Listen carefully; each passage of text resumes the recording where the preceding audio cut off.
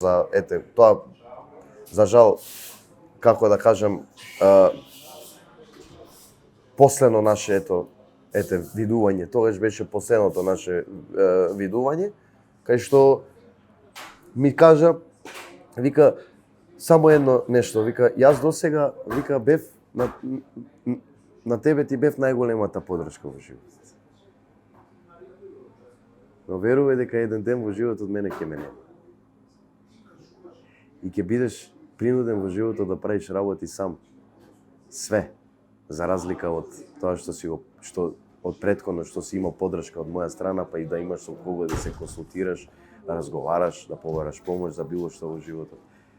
И онака, кај што седев во куќата, кај што живеев во Словенија, во Љубљана, она беше тамо кај мене.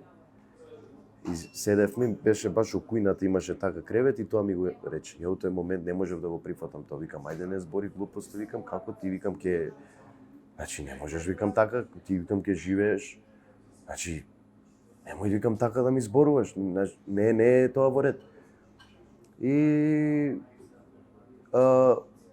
Просто во тој момент заќуте и така, тоа е нешто што најголем впечаток ми остана во животот од нејзина страна, тоа беше нашето последно видување.